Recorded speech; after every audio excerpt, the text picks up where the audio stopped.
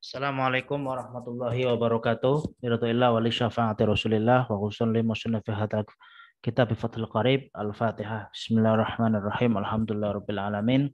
Ar-Rahmanir-Rahim. Maliki yaumiddin. Iyyaka na'budu wa iyyaka nasta'in. Ihdinas shiratal mustaqim. Shiratal ladzina an'amta 'alaihim ghairil maghdubi 'alaihim waladdallin. Amin.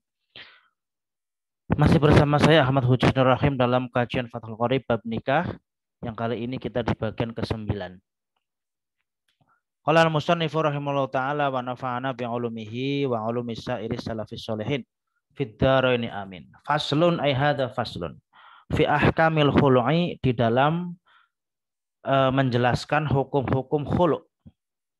Wa huwa adapun khulu' bidomil kho'i, dengan didoma khoknya al khulu' al mu'jamati yang di titik 1 itu mustaqun diistiqoqkan atau diasalkan minal khola'i dari lafal khola bi fathihah dengan fathahnya kho.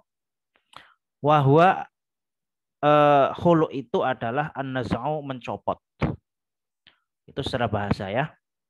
Wa syara'an, adapun khulu menurut syara itu furqatun, berpisah, bi'iwadin dengan sejumlah ganti, maksudin yang dimaksudkan apa iwad. Jadi yang disebut dengan khulu adalah berpisahnya suami istri dengan adanya ganti rugi. Nah, khulu ini dilakukan oleh istri. Misalkan istri ini sudah tidak kuat hidup bersama istrinya. Istri ini minta kepada suaminya untuk berpisah dengan memberikan imbalan. Misalkan ngomong begini, wahai suamiku, saya sudah tidak kuat lagi hidup bersama kamu, khulu'lah aku. Ini akan aku berikan uang 1 juta. Yang penting kita berpisah. Itu namanya khulu'. Fakhoroja, maka mengecualikan. Apa al-khulu'u? Khulu' ala damin, atas dam. Wa nahwi, dan semisalnya dam. Dam itu ya denda ya. Misalkan pada haji itu ada dam. Manahwihi dan sepadanya dam, sekarang kafarot ya, itu bukan termasuk khulu. Wal khulu, adapun khulu itu jaizun, hukumnya boleh, ala iwadin, atas ganti rugi, maklumin yang diketahui apa iwad, makdurin yang mampu, ala taslimihi, untuk diserahkan. Jadi khulu itu boleh hukumnya dengan memberikan ganti rugi yang maklum. Artinya maklum, mampu untuk diserahkan. Misalkan memberikan 1 juta. 1 juta kan maklum dan mampu untuk diserahkan. Tapi kalau misalkan nggak maklum, nggak diketahui, itu bagaimana? Nah, akan dilanjutkan pada kalimat-kalimat berikutnya. Fa'ingkana, maka jika ada apa khulu, itu ala iwadin, atas ganti rugi majhulin yang tidak diketahui. Contohnya ka'an kholaha, seperti ketika khulu siapa zauj kepada zaujah, ala saubin atas ganti rugi baju, ghairi muayyanin yang tidak ditentukan. Banat, maka tertalak bain siapa zaujah bimahril mithli, dengan membayar mahar mithil. Nah, kalau misalkan zaujah itu mahar khulu'nya dengan sesuatu yang tidak maklum, misalkan aku akan beri sesuatu yang bagus, baju yang itu kan itu yang mana nggak jelas, yang bagus kan bagus yang mana kan nggak jelas. Maka kalau sudah terjadi khulu', yang kewajiban diberikan oleh mar'ah adalah membayar mahar mithilnya. Dia seumuran dia, secantikan dia, itu berapa mahar misilnya, itulah yang diberikan kepada suaminya. Wal khulu, adapun khulu as-shahihu yang sahih, itu tamliku, memiliki, bihi dengan khulu sahih, siapa almar'atu, perempuan, nafsaha, kepada dirinya sendiri. Wala ruja'ata, dan tidak ada rujuk itu lahu bagi, wala ruja'ata, dan tidak ada rujuk itu maujud lahu bagi zauj, ai az-zauju, maksudnya bagi zauj, alaiha, atas mar'ah. Khulu itu menjadikan khulu yang sahih. Khulu yang sahih yang sah itu menjadikan seorang perempuan memiliki dirinya sendiri. Artinya dia sudah tidak menjadi istrinya suami dan tidak ada rujuk baginya. Khulu itu tertalak bain, tertalak sudah sempurna talaknya, tidak ada rujuk kembali dalam khulu ya. Maka si suami tidak bisa suami tidak bisa merujuk kembali istrinya yang sudah khulu itu. Sawaun itu sama karena ada apa al-iwadu iwat atau ganti ruginya itu sahihan sahih atau sah aula atau tidak.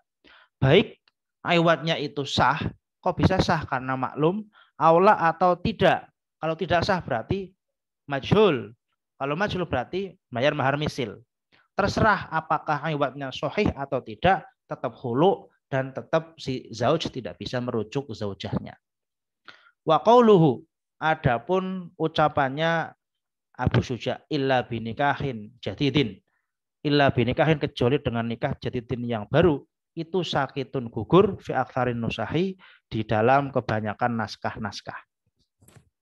Jadi khulu itu setelah dilaksanakan suami tidak bisa merujuk kembali. Kalau mau bersatu kembali dalam mahlikir rumah tangga maka harus dengan nikah yang baru. Waya juzu dan boleh apa al khulu fituhri di dalam keadaan sucinya perempuan dari haid, wafil haidi dan di dalam keadaan haid. Walayakunu dan tidak ada apa khulu itu haroman haram. Nah inilah bedanya antara khulu dan cerai. Kalau cerai, tolak itu tidak boleh dilaksanakan dalam keadaan istri sedang haid. Haram hukumnya. Tapi kalau khulu dalam keadaan haid maupun tidak hukumnya boleh. Wala yalhaqu dan tidak mengenai al-muhtali'ata kepada perempuan yang dihulu atau perempuan yang hulu apa atau laku tolak bihilafir raj'iyati berbeda dengan perempuan yang ketalak raj'i fayalhaquha maka tolak bisa mengenainya, maka tolak bisa mengenai raj'iyah itu. Jadi kalau seorang perempuan yang sudah dihulu maka dia tidak terceraikan, artinya tidak dihitung cerai. Beda kalau roja'iyah yang sudah ditolak itu dirujuk kembali maka sudah terhitung cerai. Cerai 1, cerai 2, cerai 3 gitu. Faslun ai hadza faslun fi ahkamit tolaki di dalam menjelaskan hukum-hukum perceraian. Wa huwa adapun tolak luhutan secara bahasa itu halul qaidi halul qaidi itu artinya kalau dalam bahasa Jawa itu ngudari bundelan. Dalam bahasa Indonesia itu artinya halul qaidi itu apa ya? Ngudari bundelan. Mencopot simpul. Wasyara'an, adapun tolak secara bahasa, secara syarak itu ismun isim lihali qaidin nikahi untuk mencopot atau menguraikan talian pernikahan. Jadi tolak itu ya menguraikan atau membubarkan pernikahan. Wa yushtaratu dan disyaratkan linufudhihi untuk berlangsungnya cerai apa taklifu hukum taklif. Taklif itu sudah balik ya. Sudah balik waras taklif. Wal ikhtiaru dan ikhtiar tidak dipaksa. Wa amas sakronu dan adapun orang yang sedang mabok itu fayan fudu maka terlaksana apa tolakuhu tolaknya atau cerainya sakron ukubatan sebagai hukuman lahu baginya. Jadi dalam hukum tolak itu persyaratan ada dua, yaitu persyaratan taklif dan persyaratan ikhtiar. Orang yang menceraikan, suami yang menceraikan itu harus sudah mukalaf, harus sudah dewasa. Tidak boleh suami yang belum mukalaf itu menceraikan. Kok apa ada suami yang belum mukalaf? Ya bisa terjadi. Ada terjadi perjodohan seorang suami masih umur 10 tahun kan bisa jadi. Nah, itu hukumnya tidak sah cerainya ya. Hukumnya cerainya tidak sah.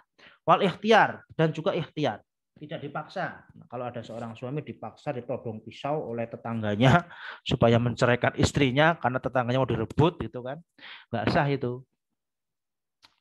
Nah, adapun orang yang mabok tetap sah sebagai hukuman bagi dia.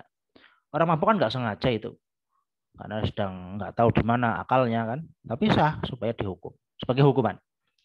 Watolaku adapun tolak itu turbani ada dua macam. Sorehun yang pertama tolak soreh. Wakinayatun dan tolak kinayah. Fasorehu maka adapun tolak sore itu ma tolak. Silaima layah tamilu yang tidak memungkinkan apa ma huwairo tolaki kepada selain tolak. Wal kinayatu adapun tolak kinaya itu ma lafal tolak tahtamilu yang mungkin apa ma huwairo kepada tolak selain tolak. Jadi tolak itu ada dua macam. Yang pertama adalah tolak sorih, yang kedua adalah tolak kinayah. Tolak sorih adalah kalimat-kalimat yang hanya memiliki makna tolak. Dia tidak mungkin diarahkan untuk makna lain. Nah, adapun kinayah sebaliknya, yaitu lafal-lafal yang memungkinkan kepada tolak, memungkinkan juga untuk yang bukan tolak.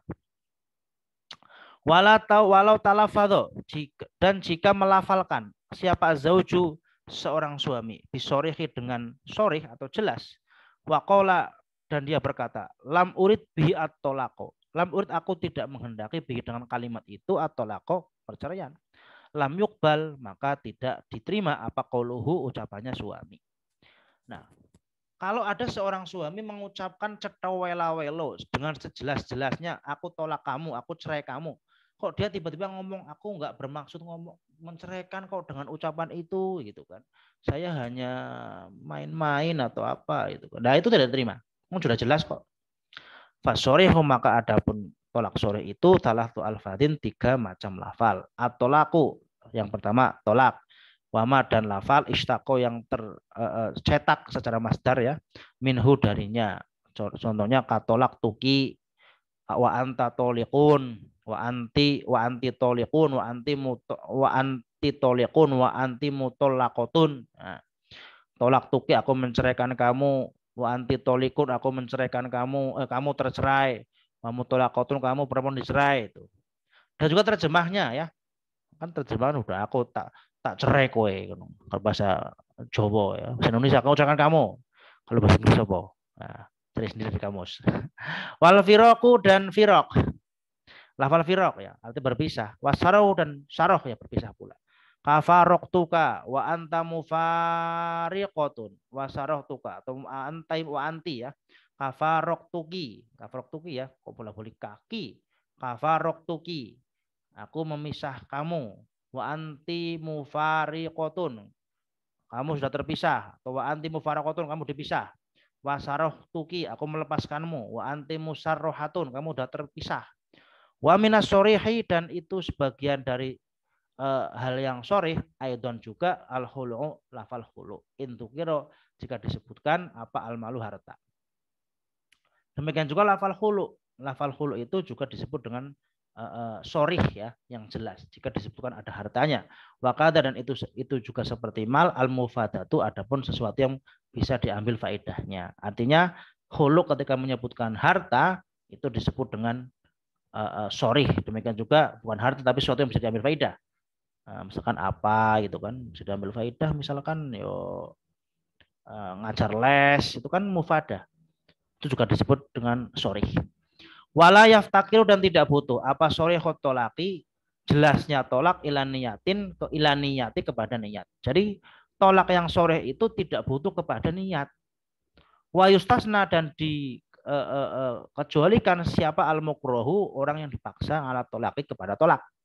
Fasorihuhu maka adapun sorihnya mukroh itu kinayatun disebut kinayah fi hakihi di dalam haknya si mukroh. Innawa jika dia meniati waqwa maka terjadi, wa illa jika tidak nawa fala maka tidak waqwa.